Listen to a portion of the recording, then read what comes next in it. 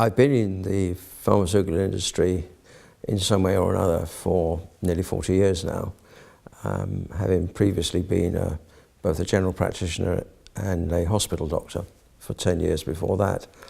So I started at Boehringer Ingelheim, which is a German company. I worked for the UK operation for about 5 years, then moved to Eli Lilly, where I spent very nearly 15 years. Then I've worked for small companies, and more recently I've been working in the academic environment, both at the University of Surrey and at King's College in London.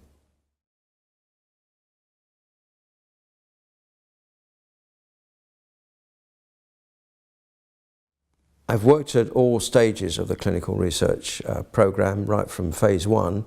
In fact, at the University of Surrey, I was the director of their clinical research operation, which was a 24-bedded unit. I've worked on a whole range of phase 2 and 3 programmes and also some phase 4 programmes.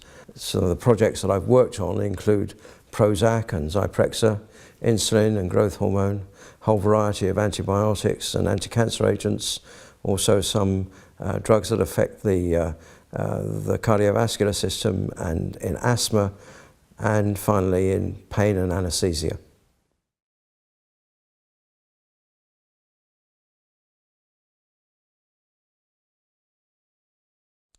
Well, I feel that after all the experience I've had, some of it good, some of it not so good, some of the mistakes I've made, probably got a bit of an obligation to hand that on to the future generation. Hopefully they won't make the same blunders that I've made during my career as a result of that.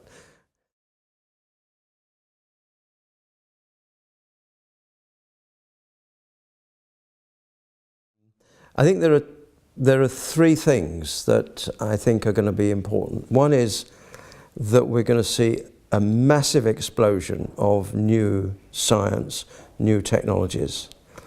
Secondly, I think the regulatory environment is going to change because somehow we're going to have to get products to the market faster, but at the same time there's going to have to be a considerable degree of reassurance about safety.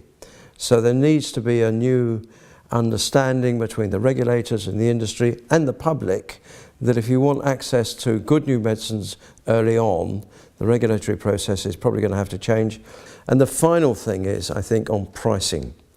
We're getting to the point where the $1 million cancer patient is here.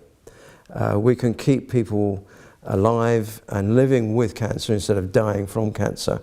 But these products are just hugely expensive. And if they're going to become accessible to the vast majority of the population who need them, there's got to be a whole new way of pricing. And that might mean extending patent life so that companies have got a longer period in which to recover their investment.